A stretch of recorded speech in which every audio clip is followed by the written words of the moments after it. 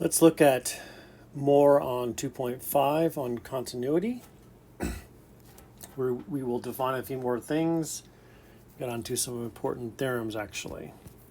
So next definition is really just about what we mean by continuous on a closed interval. We define it, basically what happens at the endpoints. So here's a definition.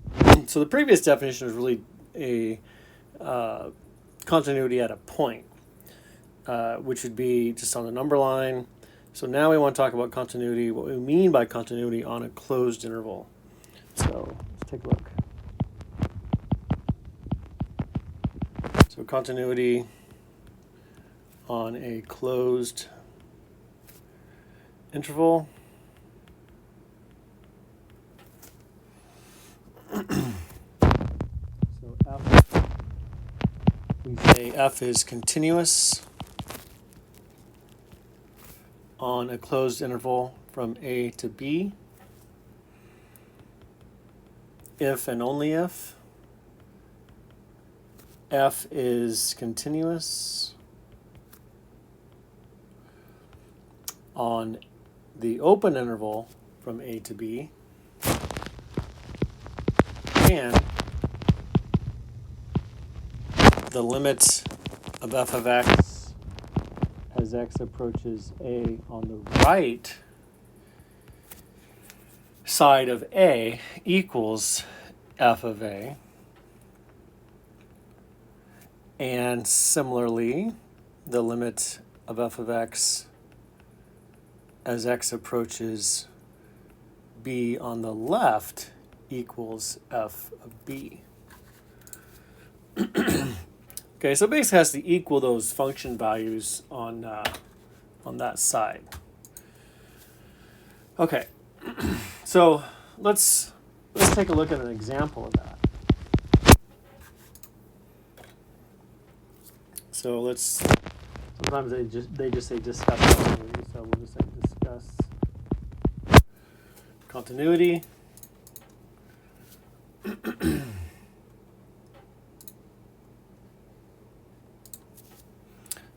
Discuss the continuity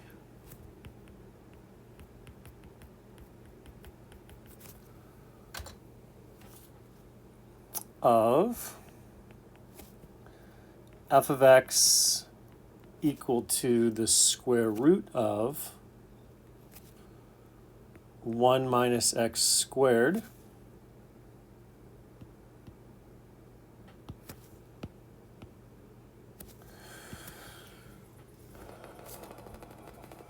Oh, okay, that's it. All right, so just talk about that continuity. So let's talk about a few things about that function.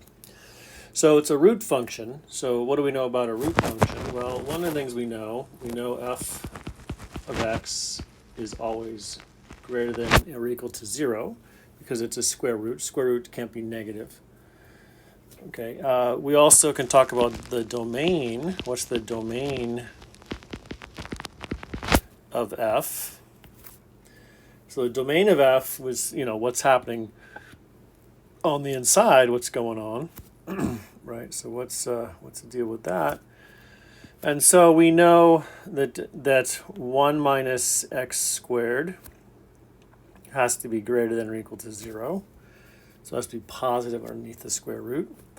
And if you factor that, you get 1 minus x, 1 plus x, greater than or equal to 0. And we can talk about when that's true. So we can see that it's 0 at negative 1 and 1. That's where it's 0. So those are going to be basically your endpoints at negative 1 and 1. And then you can put 0 in between here. So basically, are the solutions on the outside? So are they here on the outside like this? Or is it everything on the inside? So this is how you do it. You test that interval, substitute in a value inside one of those intervals. So you pick either a value out here, inside or outside. Obviously, 0 is easy to choose. So you put in 0, do you get a true statement? So we put in 0, you get 1 is greater than 0, so it's true. So it's everything on the inside. So the solution set to that is everything on the inside. So include those endpoints, and it's everything between. All right, so that's the domain of F. And so what's about its continuity? So one of the things I wanted to point out was this. If you look at what this function really is, you get y equal to the square root of 1 minus x squared, which is greater than or equal to 0. And then what kind of graph is that? Well, if you square both sides, you get y squared equal to 1 minus x squared. And then if you simplify, you get x squared plus y squared equal to 1. So what is that? Well, that is a circle. So you get a circle, but what part of the circle do you get?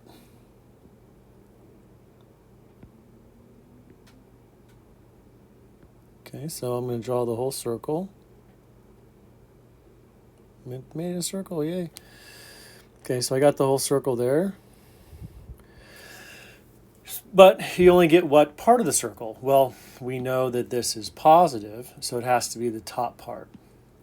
So all this really isn't here for the function, and you get just that top part. So that kind of gives you an idea of where the continuity comes from and what it is.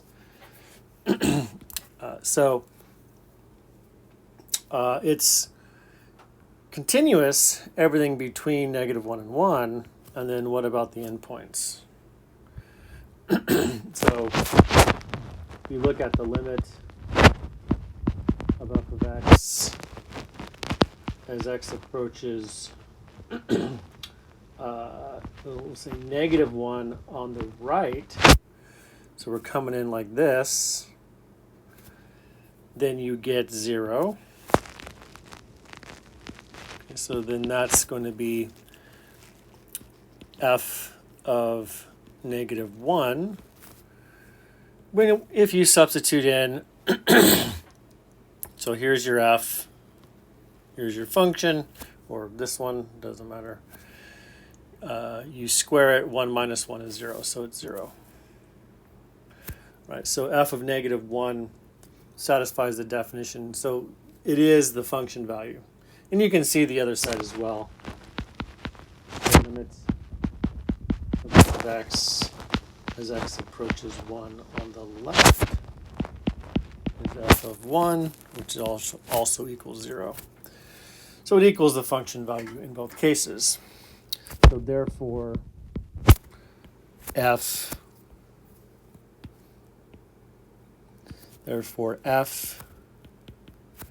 is continuous on the closed interval from -1 to 1. Okay, so let's talk about some properties of continuity, continuous functions. Kind of list a bunch of properties. We're not going to go through everything, but worth looking at some of the proofs in the book. Properties of continuous functions, or just continuity. Okay, so here's a theorem. We are going to let b be a real number, and the functions f and g continuous at c. If that's true, then the following are all continuous. So then the following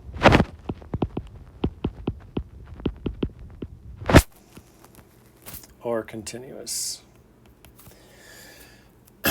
At C, I mean, it's so if it's continuous at C and C is arbitrary on an interval, then you would say then these things or these functions are continuous on the interval or all the reals or whatever it may be. Okay. So really is a bunch of them. So basically is all the algebra functions. So B times F is continuous. I'll do it like this, I guess. 2, the sum or difference of the functions are continuous. 3, the product of the two functions are continuous. 4, the quotient of the two functions are continuous. Except, as you would guess, g of c cannot be 0, of course. 5, power, so f to the end is continuous. 6, the nth root of f is continuous. So using those properties, we have a number of results you can show or prove. So this is what you need to know. So all polynomials are continuous on R. All rational functions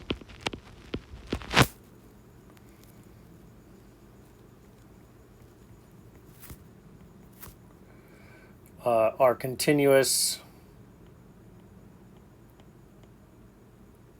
everywhere the denominator does not equal 0. What else? All radical functions are continuous.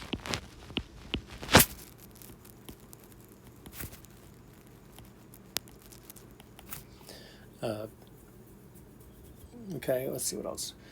Trig functions, where they're defined. You can't divide by 0 and stuff, but trig functions are all continuous. Okay, so you can use all that stuff. Here's another one. This is the composition. This one says if G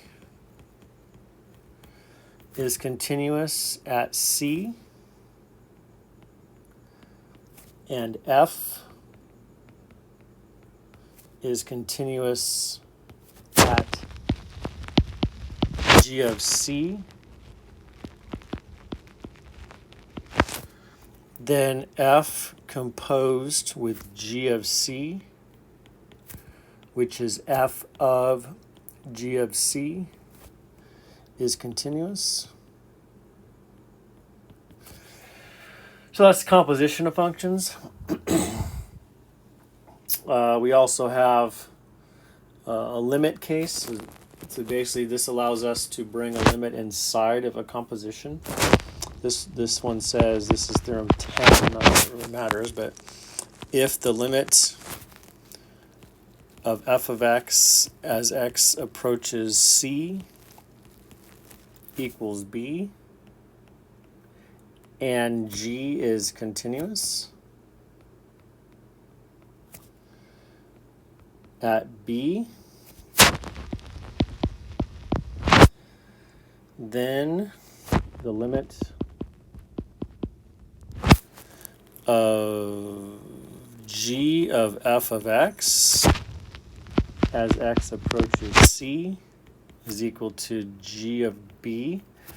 So you're taking the limit of the whole thing and you can just basically plug it in or substitute into f.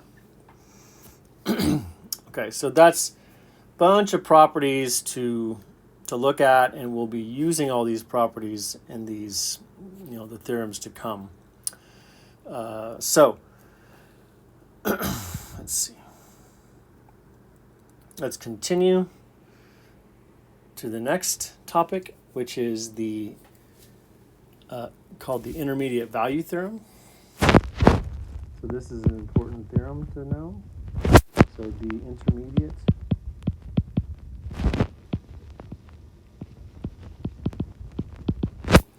value theorem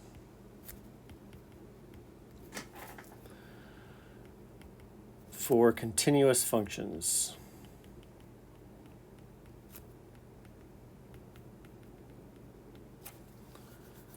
So here's theorem. So it says if f is continuous on the closed interval from a to b, and k is any number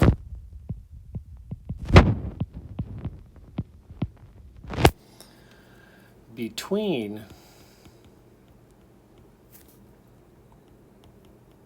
f of a and f of b,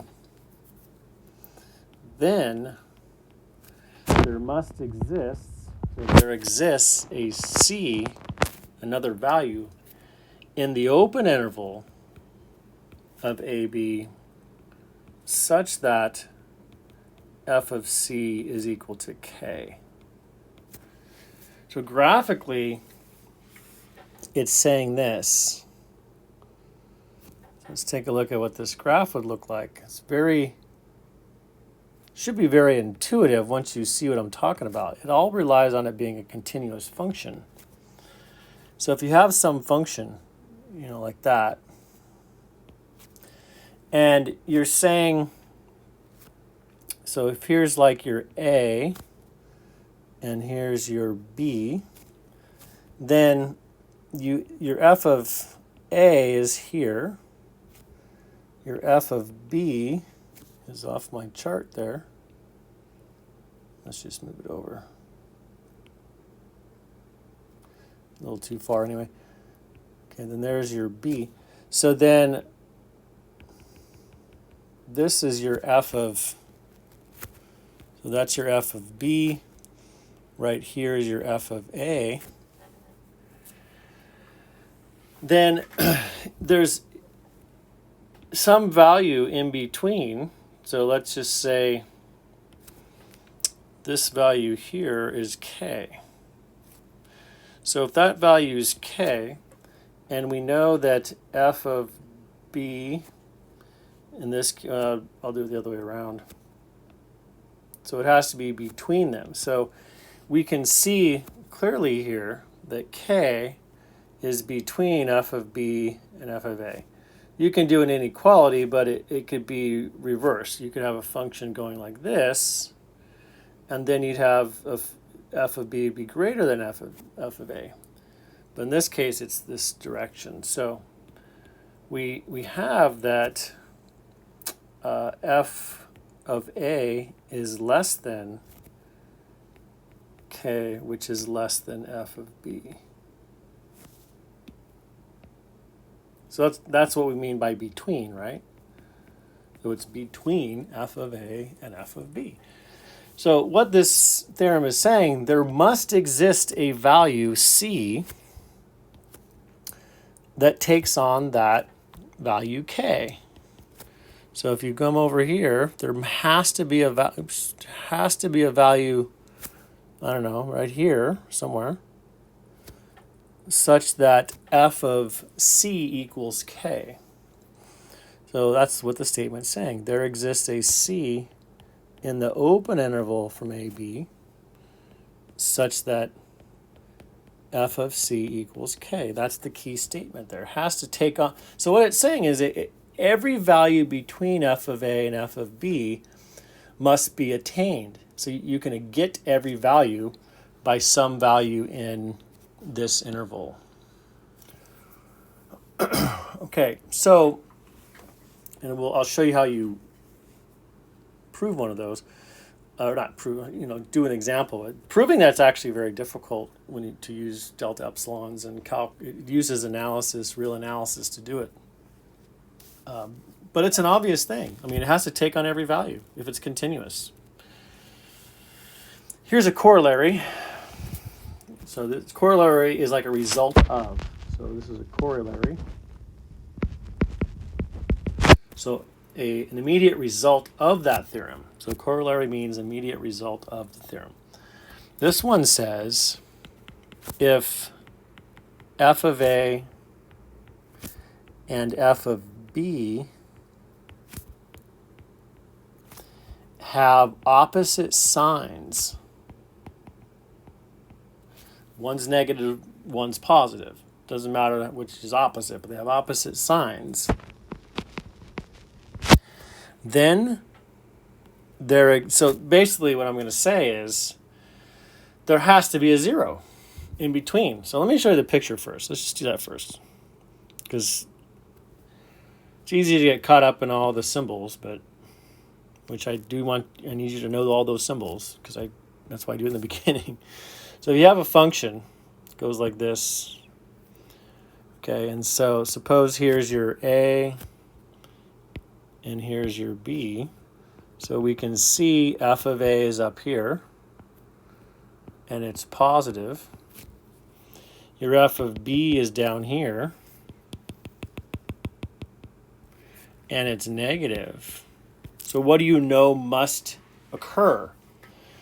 We know there must be a value that attains 0. So there's a value there, C, such that f of C is equal to what? Okay, so it's going to state this. It says there exists a C in the interval from A to B, the open interval from A to B, such that f of C is equal to 0. So in other words, when you say f has a root or 0, same word really, on or within the open interval from A to B. So that's the intermediate value theorem that's often stated in college algebra, actually. So here, let's look at an example of how you would use this statement, either of those statements. Okay, and it's kind of one of those you have to write out. It's not just like it's not like an answer is 5. Right? Okay, so show that f has a root on 0, 2. On that closed interval, f of x is equal to x cubed plus 3x minus 8. All right, so first things we have to do is show that f satisfies the intermediate value theorem. So to satisfy the intermediate value theorem, f must be continuous. Okay, and then you must show, we're actually using the corollary because this is a root. We must show that at the endpoints we have opposite signs. And if they do, you may conclude by the intermediate value theorem there exists a C such that f of C is 0. Okay, so let's do that. So first of all, how do we know f is continuous? So it's polynomial, so it's continuous. So f is a polynomial. Therefore, f is continuous. What would you say? Like on what? Well, it's continuous on the reals. It's continuous on R. So it's implied that it's continuous on the closed interval from 0 to 2. Okay. We have that the endpoints, f of 0 is negative 8, and f of 2, you have to evaluate that, right? It's 2 cubed plus 3 times 2 minus 8. And when you simplify, you get 6. Are those opposite signs? That's what the intermediate value theorem is saying, right? So must have opposite signs. All right, so then you say, therefore, since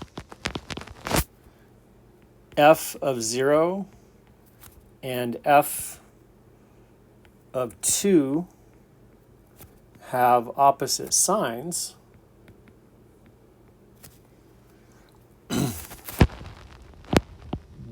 got to say this, by the intermediate value theorem, and you can abbreviate if you want, by the intermediate value theorem, there exists a C in the open interval from 0 to 2 such that f of C is equal to 0.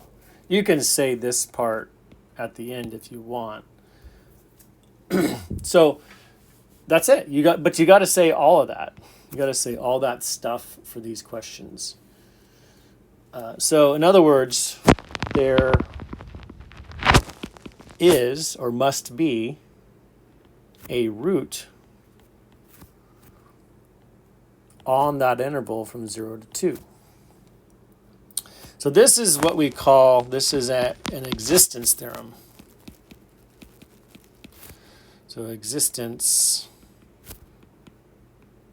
theorem is what this is called. It doesn't say how to find that root or 0. It just says that it exists, which often was very critical when people were doing this by hand. This is all old stuff, right? This is all history. So when people were calculating this by hand, it was nice to know there did exist a root, and of course more complicated questions. But this also, it's not just that. This actually is a very important theorem that's used to prove a lot of different theorems for the future. Okay, that is the rest of 2.5. Going on to 2.6 next for limits involving infinity and vertical and horizontal asymptotes.